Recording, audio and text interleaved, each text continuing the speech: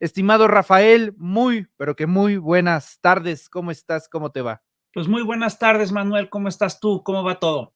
Muy bien, todo muy Qué bien. bueno. A ver, Rafa, yo tengo emociones encontradas con esta interlocución que vamos a tener, que seguramente se va a poner buenísima. El día de ayer, te voy a ser totalmente honesto, digo, aparte que está totalmente grabado, todos estos noticieros quedan grabados, pues yo me sentía como en 2014, ¿no? Cuando México estuvo a punto de pasar al quinto partido, ganándole Holanda y de repente, ¡pum! Pues al final siempre, ¿no? Rafael, pues básicamente el día de ayer las redes sociales explotaron con tu nombre, con el de otras personalidades, donde ya te hacíamos nada más y nada menos que como senador de la República, lo cual, lo digo a título personal y seguramente también a nombre de muchas personas, hubiera sido un privilegio, habría sido un lujo verte ahí, pero al final no. Rafael Barajas, ¿qué pasó? ¿Cómo estás? A ver, te cuento con mucha transparencia lo que ocurrió. Fíjate, el otro día se aprobó en el Consejo Nacional de Morena que todos los miembros del Consejo Nacional pasarían a una tómbola para ver el tema para ver las plurinominales en la Cámara de Diputados y el Senado, pero esto es un procedimiento, es un proceso largo y tal.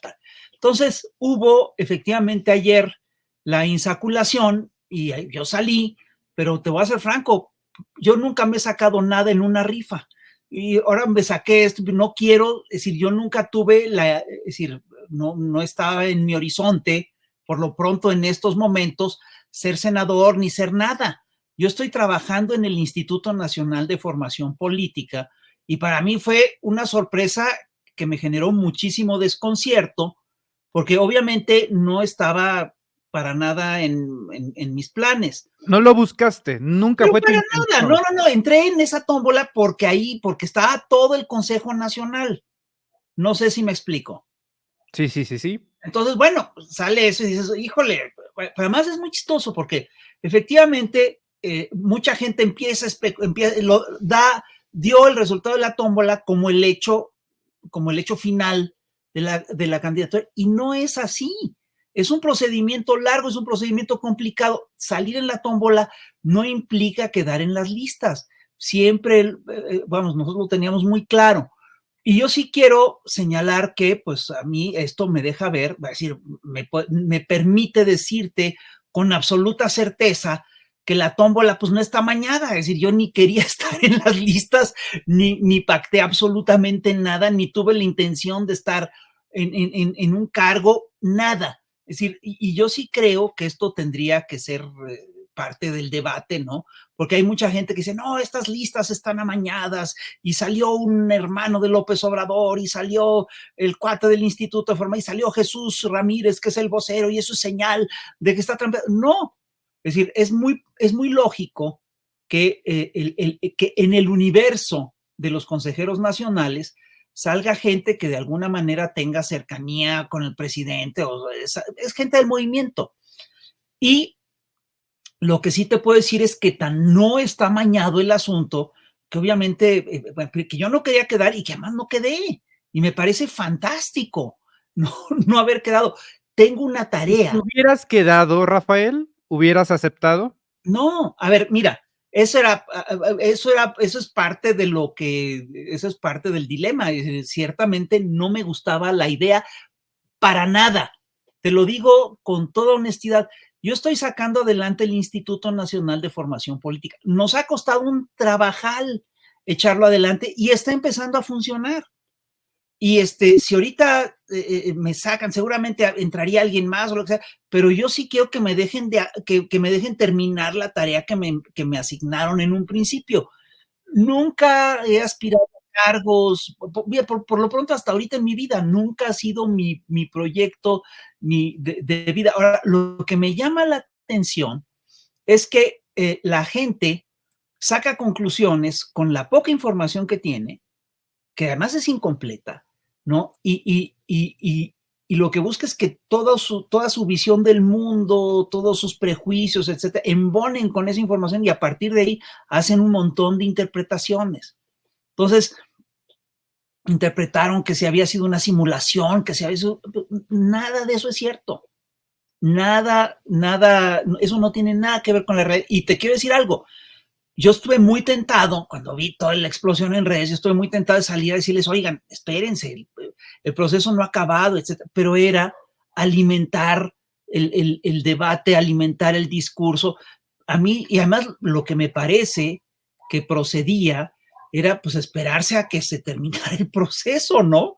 Es decir, es chistoso porque lo que ocurre con las redes sociales es que luego la gente no verifica, se prioriza la nota antes de la verdad, ¿no? Entonces, es decir, hay procesos en los que te tienes que esperar a que se complete el proceso para saber qué pasó, ¿no? Y aquí la gente como que se aceleró, inmediatamente sacó sus conclusiones, tomó partido, se pelearon, dijeron, unos cuates me felicitaron, otros me echaron bronca. Y entonces, a ver. No te marcó Pepe o Rapé de, oye, ¿qué pasó ahí? ¿Qué está pasando? Pues sí, claro, y yo lo que les digo, no tengo es decir, de hecho, me hablan ellos y dije, oye, que vas a ser senador. Yo no sabía todavía, dije, no sé de qué me estás hablando. Y entonces ya me enteré, dije, bueno. Pero lo que te digo fue así. Ahora, ¿qué es lo que yo saco de toda esta experiencia? Yo saco la experiencia de que tenemos que revisar la información y que tenemos que ser muy cuidadosos a la hora de escogerla, porque somos muy propensos a hacer tormentas en un vaso de agua. Y es muy curioso porque los medios, los grandes periódicos, los grandes rotativos, también luego hacen lo mismo. Priorizan lo que creen que puede hacer una nota y no corroboran el fondo de la historia. Y el fondo de la historia es que todo el mundo se fue con la idea de que la tómbola era el dato duro, era la candidatura. No fue así. Ahora, vivimos en un periodo de posverdad. ¿Qué implica esto? Implica que tenemos que tener una responsabilidad muy grande con lo que estamos enfrentando. Es decir, ocurre una cosa muy interesante con nuestras vidas. Es decir, todo el mundo se mueve o dirige sus vidas por narrativas. Es decir, las narrativas son importantísimas en nuestra vida. Por eso es tan importante la historia. La historia es la narrativa del pasado, es la narrativa del presente y tiene las claves del futuro. Pero fíjate que hoy en día tenemos una serie de maquinarias propagandísticas que son buenísimas para armar narrativas que luego nada tienen que ver con la verdad. Y hoy en día estamos viviendo la construcción de una de esas narrativas. Fíjate, tú me recuerdas, aquí lo he dicho, yo llevo un montón de tiempo hablando de los golpes blandos, de los golpes mediáticos, de los golpes judiciales. Sí. Bueno, aquí lo que estamos viviendo ahorita en México es que está en proceso un golpe blando. Y es increíble, porque lo anunciamos, lo contamos, lo platicamos. Aquí lo tenemos en bruto, es una cosa muy impresionante. Y fíjate que es un golpe blando que yo creo que viene de lejos, porque, a ver, una de las estrategias de los golpes blandos es que tratan de afectarte, tratan de producir miedo para de ahí producir odio, para de ahí producir un efecto político y para provocar inestabilidad, etcétera, etcétera, etcétera. Llevan años pasándote en la televisión la nota roja. Estos señores que durante el sexenio de Calderón ocultaron la información policíaca, ahora sí te la pasan mañana, tarde y noche. Esto, por supuesto, genera una suerte pues, de desazón, de sentimiento de inseguridad, de sentimiento de miedo, etc. Y últimamente estamos viendo cómo están construyendo una narrativa que busca capitalizar todo ese miedo que han ido sembrando. Es decir, hay todo un sector de la opinión pública, sobre todo que está atento a la televisión abierta, a la radio, etcétera, está constantemente bombardeado con información policial. Entonces, de repente, pues sale esta historia que es increíble, que dice que Andrés Manuel López Obrador tuvo contacto con el narco y que el narco financió su campaña en 2006. Y se publica esta nota simultáneamente en la Deutsche Welle por Anabel Hernández, por Tim Golding ProPublica. Sí, en ProPublica y por Inside Reporter. Es decir, y además, después sale Penilei Ramírez y nos cuenta que a ella también le mandaron la información encriptada y que ella dudó y que no supo qué hacer. Y el ProPublica luego cuenta que efectivamente se puso de acuerdo con Inside Reporter. A ver, pero nadie se pregunta quién les mandó la información encriptada. Sí. Es decir, detrás de el que manda la información encriptada, muy probablemente es un agente político o un experto en operaciones psicológicas o los dos. Y lo que eso fue el arranque de esta campaña que ha tenido una secuencia que ha ido creciendo y que además no han querido soltar en todo este rato. Es decir, primero sale lo de este trío sacando la información, supuestamente la filtración de la DEA, que la DEA ya salió a decir que no había nada, que no era cierto, etc. Luego sale, fíjate qué casualidad, hay una embestida con bots en las redes sociales diciendo que Andrés es un narcopresidente y que Claudia es una narcocandidata. Perdón, el narcopresidente todos sabemos quién es. El narcopresidente es Felipe Calderón, el señor que puso a Genaro García Luna a cargo de la seguridad del país. Bueno, es una operación que costó millones y que ya se sabe que una parte importantísima de esos bots estaban en España, otra en Colombia, otra en Argentina, que son las zonas de influencia de la ultraderecha latina y latinoamericana. Y además, Nancy Flores ya documentó que detrás de este operativo está ni más ni menos que Atlas Networks, que es esta estructura de la ultraderecha mundial que impulsa todo este tipo de cosas. Bueno, después de eso sale Jorge Castañeda y publica en Nexos un artículo diciendo que no puede decir que el presidente es narcotraficante, pero tampoco lo puede negar. Es decir, es toda una pinche estrategia así en la que te presentan a alguien supuestamente de prestigio que busca legitimar o por lo menos sembrar la duda y legitimar el proceso. Luego, la posverdad. Luego sale Loret entrevistando a un cuate totalmente enmascarado y que dice, no, que él sí era Z y que le dio el dinero a Andrés Manuel y todo. Totalmente, es decir, una entrevista totalmente insustancial. Es decir, que no, realmente, vamos, ahí no puedes creer ni en Loret, ni puedes creer en el tipo al que está entrevistando. Es claramente, es decir, sí te da la impresión de que estás viendo un montaje más de Loret, ¿no? Es decir, todo indica que es otro montaje de Loret. Luego tienes la marcha en la cual la gente corea el tema, narcopresidente, y acto seguido tienes el caso de lo que denuncia hoy Andrés en la mañana, que le hacen un cuestionario en el New York Times acusándolo a él de estar metido en eso. Perdón, es una narrativa muy armada. Y fíjate, ese reportaje, si tú lo leíste, te vas a dar cuenta que dice que todas las fuentes son de testigos que no son confiables o que no se pudieron localizar, y el propio gobierno de Estados Unidos sale a decir que no están haciendo la investigación, etcétera. Ya la Casa Blanca hace un par de horas informó que no hay ninguna investigación en curso contra López Obrador. Así es. Ahora, no nos hagamos ilusiones. Es un operativo de golpe blando sofisticado. Y van a venir otros medios norteamericanos a echarle más leña a la hoguera, porque lo que no quieren es que se apague este fueguito. No quieren que se apague, van a echarle más leña a la hoguera. Y luego vivimos en el tiempo de la inteligencia artificial. No te sorprenda que aparezcan deepfakes y no te sorprenda luego que esto se convierta en una guerra judicial. Entonces, estamos viviendo una embestida de golpe blanco muy armada, muy contada. Y lo que yo sí creo que tenemos que hacer es contrastarlo con lo que realmente sabemos de lo que está pasando en la nación, de cuál es la historia de Andrés, de que sabemos que le han tratado de armar estas historias todo el tiempo están recalentando mentiras, todo el tiempo están soltando fake news, todo el tiempo están alimentando a este sector de la opinión pública que necesita mantener su narrativa, que necesita sostener todo el tiempo, y esto lo vamos a ver recrudecerse de aquí al día de la elección, ¿sí? Van a estar nutriendo a la bestia todo el tiempo. Hay que estar muy alertas y no hay que dejarse engañar.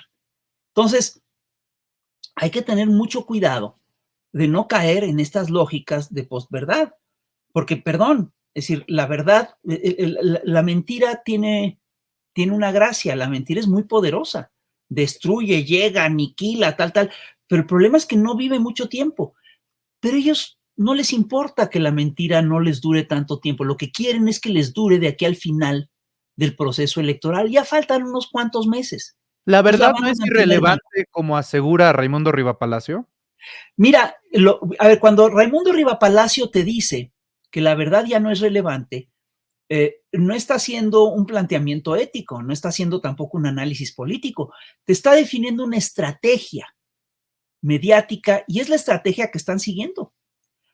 Lo que dijo Rivapalacio, la verdad ya es irrelevante, lo que importa es que hay un sector de la opinión pública que ya se compró que ya se quedó con esta narrativa. Y eso es lo que están alimentando. Es decir, es una estrategia muy perversa de mentiras y es una estrategia y es una estrategia que ha seguido Estados Unidos de manera constante en los últimos años, en las últimas décadas.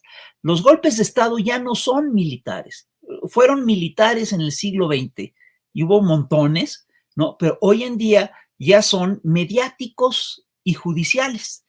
Y es a través de golpes mediáticos y judiciales que sacaron de la contienda presidencial a Cristina Kirchner, es a través de un golpe mediático que sacaron y judicial y también legislativo, que sacaron a Dilma Rousseff de la presidencia de Brasil, y es a través de un golpe mediático y judicial que metieron a la cárcel a Lula. Andrés tiene una aprobación altísima hoy en día, 70-75%. Lula la tuvo de 80-85%. Y aún así lo metieron a la cárcel. Date cuenta de qué es lo que estamos enfrentando. Es a través de un golpe mediático que sacaron a Correa de Ecuador.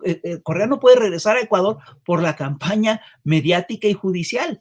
Es a través de un golpe mediático y judicial que que tienen en la cárcel a Pedro Castillo. Es decir, es lo de hoy. Son las estrategias que utilizan estos señores. Y te aclaro, y yo creo que aquí tenemos las huellas muy claras de dónde viene este golpe mediático. Quien utilizaba estas cosas originalmente fue la CIA. Hay una operación muy famosa que es la famosa operación Mockingbird, en la que pues, compraban periodistas, les filtraban información, les daban datos, les hacían favores, y es una operación de la CIA. La CIA ya no hace estas operaciones. Ahora quien las hace es la National Endowment for Democracy y la USAID y organismos del Partido Republicano y del Partido Demócrata.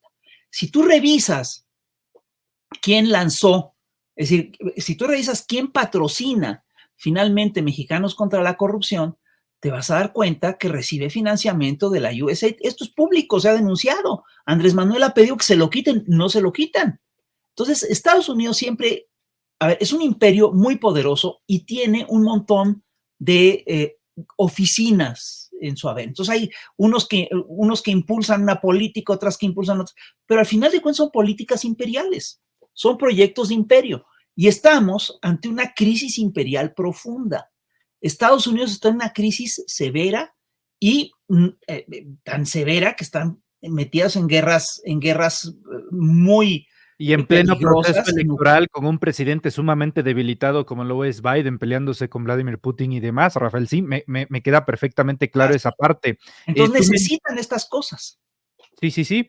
Tú haces una cronología. De hecho, una de las preguntas era si no estaban pecando de obvios. Tú inicias esta cronología con los 3 reportajes simultáneos. Yo lo iniciaría incluso un día antes, cuando Jorge Ramos va a la mañanera. Sí, claro. De López Obrador, y es a partir donde se da esta secuencia de hechos. Rafael, me gustaría mucho que habláramos a profundidad del día de hoy, de este reportaje del New York Times, en donde incluso ya emitió una respuesta oficial al presidente López Obrador, y lo cito diciendo: lo que hizo Andrés Manuel López Obrador esta mañana es una táctica preocupante e inaceptable por parte de un líder mundial en un momento en que las amenazas contra los periodistas van en aumento. Hemos publicado el artículo en cuestión y respaldamos nuestro trabajo de reportería y a los periodistas que van en pos de la información a donde sea que ésta se encuentre. Es lo que dice el New York Times, Rafael. Sí, Justamente claro. creo que es una, por lo menos, una estrategia interesante, en donde hoy es el presidente de la República el que se adelanta en esta información, lo cual obliga al New York Times a sacar lo más antes posible Pues este sí. reportaje. Y si uno lo lee, Rafael, hay una parte que la voy a citar en donde dice, disculpen mi Spanglish, pero dice, con los recientes esfuerzos de los oficiales de Estados Unidos, fue imposible básicamente encontrar un nexo con los carteles y el señor Andrés Manuel López Obrador. No encontraron conexiones directas con el presidente de la República ni con ninguna organización criminal. Este es un párrafo del reportaje del New York Times, ¿no? Y veo el mismo procedimiento que con Tim Golden, ¿no? Rescatando Claro. a la periodista que lo publicó, ¿no? Resaltándola como, entre otras cosas, se llama, lo tengo en este preciso momento, Nikolai Strayov, ¿no? En donde pues se resalta, ¿no? Los antecedentes y demás. Rafael, pues ya básicamente meter al New York Times en este asunto, sacrificar al que se ha presumido de ser el periódico más prestigioso del planeta Tierra, ¿no? Y meterlo al ruedo de la contienda presidencial, sí tiene una connotación política muy fuerte, sobre todo cuando hace tan solo un par de semanas la candidata presidencial de oposición, Xochitl Gálvez Ruiz, se reunió con el consejo editorial del periódico, Rafael. Sí, y se reunió también con Almagro, el de la OEA, el señor que impulsa el golpe contra Evo Morales. Ahora, mira, no será la primera vez que el New York Times se mete en este tipo de berenjenales. No es la primera vez que el New York Times juega a nivel internacional para favorecer los intereses imperiales de algún sector de los Estados Unidos. A mí no se me olvida para nada el papel que jugó el New York Times en el 2003 para desencadenar la guerra de Irak. Es decir, es un caso increíble porque la guerra de Irak se deriva por una serie de reportajes que hace el New York Times de que si hay armas químicas en Irak y tal, y arman toda la pinche narrativa de que hay armas químicas entonces van e invaden Irak, ¿no? Buscando de armas químicas y años después salen y dicen, no había armas químicas. Oye, estás hablando de 1 millón de muertos.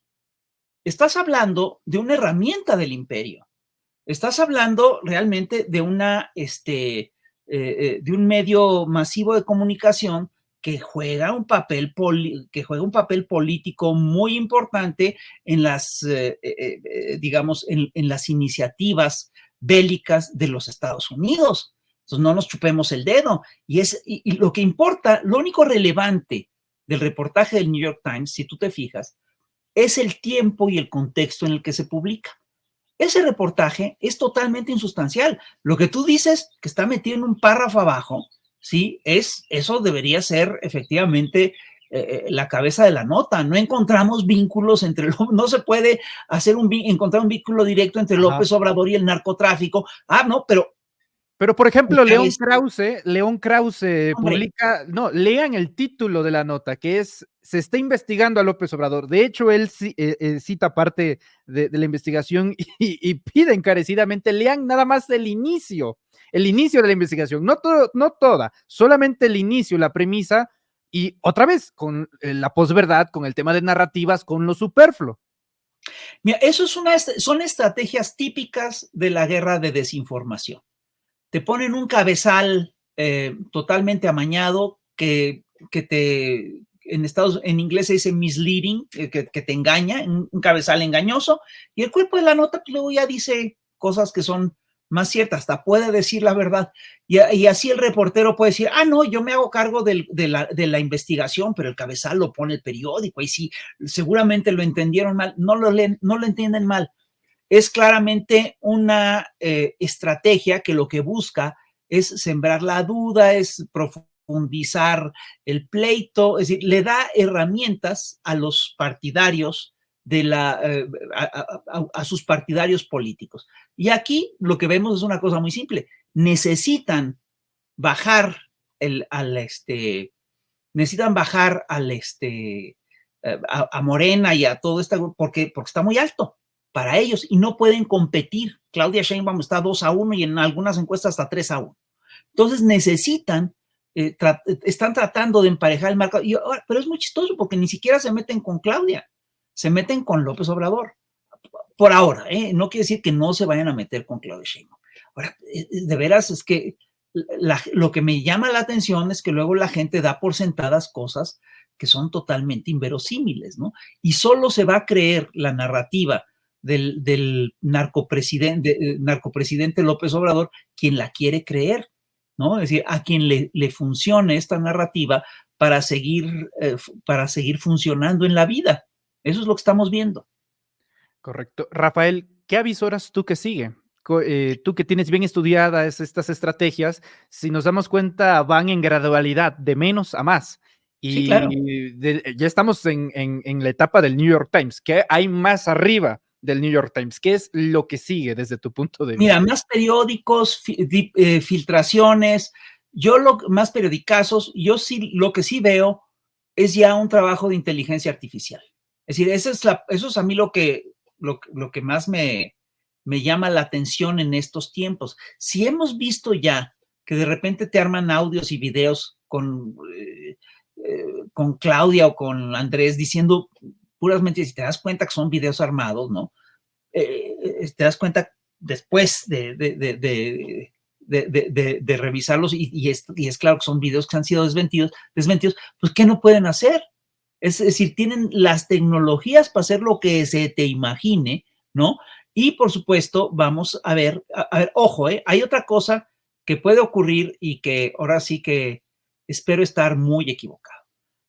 Según algunos analistas, sí existen vínculos entre sectores sectores ultraconservadores y sectores del crimen organizado. Pues esperemos que no los echen a andar, ¿no? Eso es obviamente el mayor peligro para este proceso. Y fíjate, hay una cosa que está ocurriendo y que es muy interesante. Ya tienes a varios actores importantes como Janino Tálora, etcétera, diciendo, estas son elecciones que corren el peligro de ser teñidas por el narcotráfico y por la violencia, por todo eso. Eso, por supuesto que puede llegar. Se están adelantando a la narrativa, ¿no? Pero la verdad, eso no tiene ninguna, eso ahorita no está ocurriendo, es decir, no hay visos de que esto ocurra, pero pueden hacer este calentamiento de territorios con relativa facilidad. No estoy acusando a nadie, no estoy diciendo que no existe lo dijo. narcotráfico, Lo dijo la propia Xóchitl Gálvez en su discurso del INE, ¿no? Que si se llegase a meter el narcotráfico, hubiera mucha violencia, mucho crimen organizado en las elecciones, buscarían ellos anular la elección. ¿No sería esa la ruta? Así es. Eso por supuesto que existe. Y la otra cosa es que lo que van a buscar es que a ver, si no pueden aspirar a llegar a la presidencia de la República, y esa carrera yo creo que ya le están soltando, sí van a tratar, uno, de boicotear, de que la cuarta transformación no consiga la mayoría calificada en los congresos, eso por supuesto, van a buscar anular el mayor número de casillas posibles y van a buscar muy probablemente anular la elección. Eso no veo cómo lo van a hacer, no quiere decir que no lo traten de hacer, y yo sí creo que van a impulsar la idea de que es una elección ilegítima y que Claudia es una ilegítima. Es muy chistoso porque al final de cuentas todo esto, pues sí es una operación psicológica, pero de ellos. A ver, ¿quién es el presidente narcotraficante? Pues ¿no es Felipe Calderón? Pues sí. ¿Quiénes son los que reprimieron la libertad de expresión? El PRI y el PAN. ¿Quiénes son los que han hecho fraude electoral de manera ininterrumpida en este país? ¿Quiénes son los que encabezan la cultura del fraude electoral? Pues el PRI y el PAN. Entonces, todo esto son proyecciones psicológicas, están proyectando en el otro lo que ellos son, porque al final de cuentas, la narrativa que quieren armar es, todos son iguales. Y si todos son iguales, ya te da lo mismo que votes por uno o por otro, ya vota de una vez por los más cínicos, ¿no? Es decir, hay un razonamiento ahí muy perverso y Lo que yo sí creo es que si tuviéramos audiencias totalmente desamparadas, que no tuvieran herramientas teóricas para entender todos estos procesos, pues sería mucho más peligroso el escenario sería mucho más peligroso de lo que es ahora, donde yo sí creo que hay toda una serie de audiencias que están preparadas, que están listas, y en fin, eso es lo que yo creo que podemos avisorar. Correcto. Rafael, iniciábamos justamente esta conversación sobre la precisión, digo, para todas las personas. Te comparto que mucha gente está al pendiente de lo que pasa en los procesos internos de Morena. Decir que Rafael Barajas no será aspirante a la No, senaduría de la República, tampoco Jesús Ramírez Cuevas, que incluso esta mañana dijo, no, yo ni sabía. O sea, muchos no sabían que, que se iban a meter y que iban a salir eventualmente seleccionados. no. ¿Cómo es la aritmética, las probabilidades de la vida, no, Fis? Pues mira, es que si tú revisas el universo con el que se hizo la tómbola, pues sí, es más fácil que tú te saques la tómbola en ese universo que comprando un billete de lotería, ¿no? Pero hasta ahí. Es decir, de ahí a que alguno de nosotros esté pugnando por una candidatura, entonces, pues no, hay una diferencia muy grande. De ahí a que salir en la tómbola implique que estés en la lista, pues hay un paso, hay toda una serie de procedimientos que faltan en esa historia para poder decir, este es el candidato. Ahora, Sí, claro, hay que armar, claro, ahí está, eso es lo que siempre quiso, un cargo. Pues no estoy sí, en eso, nunca he estado en eso. Y lo que te digo, si ahorita de repente me hubiera metido en la lista y hubiera dicho, no quiero estar, pero además yo sí dejé sentado, yo sí pasé el recado de que yo no quería estar ahí.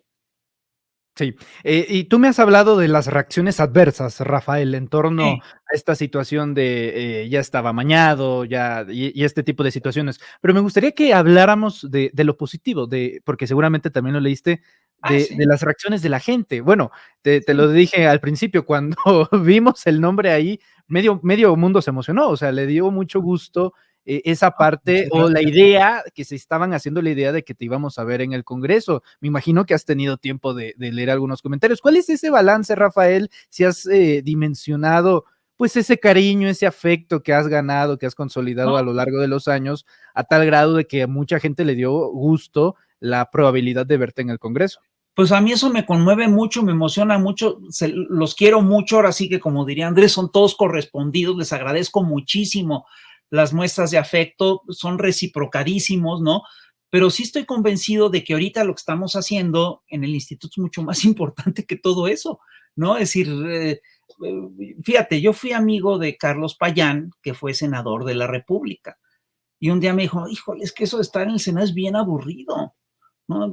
Sí le creo, ¿no? Y el espacio es decir, yo sí creo que hay mucho más espacio para el trabajo político con el movimiento que en el Congreso, por lo pronto para mí ahorita, sin lugar a dudas, ojo, no te estoy diciendo que el trabajo del Congreso sea poco importante, es importantísimo, ni pienso yo que ser que, candidato a senador o a diputado esté mal, está fantástico, es un trabajo muy digno, es una cosa que es importante hacer y es una enorme responsabilidad. Sin lugar a dudas, eso está fuera de cuestión, ¿no? Pero en esta coyuntura, ahorita, yo estoy en otra cosa. Déjenme chambear. Sí. Rafael, como director del Instituto Nacional Política de Formación, ¿tú dirías que estás satisfecho con los perfiles que estuvieron rondando ya en las listas finales? Mira, te voy a decir lo que me pasa a mí con esas Porque te voy a historias. decir algo, perdón por la interrupción, pero Sí, fue también el sentimiento que se generó en redes sociales. No está, digamos, un Rafael Barajas, también se puso por ahí un Epigmenio Ibarra, un Jesús Ramírez Cuevas, en fin, otros perfiles, pero de repente que suena más como un hecho ver perfiles como Sergio Mayer y no un Rafael Barajas o un Jesús Ramírez, o sea, sí hace ese cortocircuito en la gente, Rafael, que creo que es muy legítimo de que se atienda, ¿no? sí, mira, ahora yo quiero plantearle eso a ti y a tu auditorio. Se está construyendo un poquito la idea de que la lista que sale ahorita de candidatos no es una buena lista, que está llena de chapulines. Revísenla bien. Van a ver que el grueso, el absoluto grueso de los candidatos que están ahí son viejos militantes de Morena.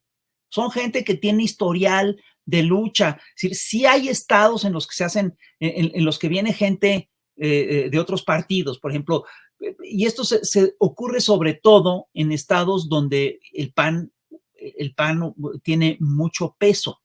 Es decir, hay estados en los que para ganarle al PAN necesitas fracturar al PAN. Estados como Guanajuato, como Yucatán, como Querétaro, necesitas jalar esos perfiles para que Morena tenga alguna posibilidad de triunfo. Y te voy a decir una cosa, el otro día estábamos viendo las encuestas, la verdad es que Morena está arriba en absolutamente todos los estados de la República, menos Aguascalientes, donde está 3 puntos abajo, ¿no? En el resto del país, Morena como partido político está arriba. Ahora, para poder ganar en estos estados, sí necesitas dar la pelea y presentar candidatos competitivos, candidatos que sean competitivos en esa zona, porque luego resulta que la gente, es decir, a ver, hay entidades que son muy conservadoras, no los perfiles así progresistas, allá simplemente no ganan, no obtienen votos. Entonces, son estrategias que tiene que hacer el partido y que yo entiendo, y que además, ojo, quien nos enseñó a hacer estas estrategias, pues es Andrés Manuel López Obrador. Así es como planteó él la estrategia. En los estatutos. Sí, sí. El Congreso en el 18. En el Congreso en el 18, la alianza con el PES, la alianza con el Verde, vienen de ahí. Entonces, no nos extrañe. Y yo lo que temo, lo que me preocupa, es que toda esta lógica, todo este discurso de no, yo voy a dividir mi voto, voy a fracturar, eso lo que está haciendo es que está poniendo en riesgo el plan C. Lo que está poniendo en riesgo es que se pueda conseguir en el Congreso una mayoría calificada para hacer las reformas de fondo que se tienen que hacer para modificar el Congreso, para modificar, perdón, las elecciones, para modificar el Poder Judicial, etcétera. Eso solo así se puede hacer, ¿no? Y te voy a decir una cosa, me parece que es una apuesta muy importante y que es una apuesta a la que hay que entrarle, es decir, es una cosa que hay que empujar sin lugar a dudas. Estamos ante la posibilidad de sacar de la vida pública nacional, pues al PRI, al PRD y muy probablemente al PAN. Es decir, esto, perdón, se da, es decir, si tú me hubieras dicho hace 5 años que al final de este sexenio el PRI va a estar totalmente en demolición, yo no te lo hubiera creído, pero así está, ¿no? Entonces sí necesitamos empujar todo este proceso para que pueda avanzar el proyecto. No estamos, no hemos llegado todavía a lo que se llama el punto de no retorno. El neoliberalismo quiere regresar por sus fueros y quiere regresar en una situación ya muy descompuesta. El neoliberalismo que regresaría sería una mezcla de Xóchitl Gálvez y Milei. Es decir, estamos hablando de una cosa muy severa. Xóchitl Gálvez fue a Estados Unidos a ofrecer el litio, Taboada fue a ofrecer el agua a los privados. Estamos hablando de un proyecto neoliberal muy cerrado que ya vivimos y que ya sabemos que le hace daño a la nación. Entonces yo sí creo que tiene todo el sentido del mundo impulsar el plan C. Impulsar el plan C implica también una suerte de disciplina por parte de la gente. ¿Sabes qué? Entendemos que esto es lo que hay que sacar, vamos a sacarlo. Y ya después vemos cómo nos entendemos con todos estos señores. Que hay gente que no te gusta, sí, pero son minorías, son bien poquitos. El pelito en el arroz, ¿no? Pues es que además, es decir, yo no lo veo mal porque de lo que mira, es muy simple, si no están acá, están del otro lado. Entonces, de repente, sí conviene fracturar a todos esos actores para poder hacer un crecimiento más importante y para poder sacar adelante la tarea. La tarea es cambiar el Poder Judicial. Solo lo cambias con el plan C. Rafael Barajas, con cada arteria de mi corazón te agradezco mucho tu tiempo, presencia y análisis y gracias por hablar, como siempre, intenso y largo tendido con nosotros, que era meritorio por las circunstancias que vivimos hoy en día. Muchísimas gracias a ti, Manuel. Es un gusto estar contigo siempre. Querido Rafael, ¿en dónde te podemos encontrar en redes sociales? fisgonmonero@yahoo.com.mx. Estoy en Twitter y creo que es la única red social que manejo, lo siento mucho. Y no, bueno, por lo menos nos queda la certeza y la garantía de seguirte viendo los domingos ahí en la televisión pública. Claro que sí. Perfecto. Rafael, un fuerte abrazo y estamos en Vas para contacto. allá. Es Rafael Barajas, el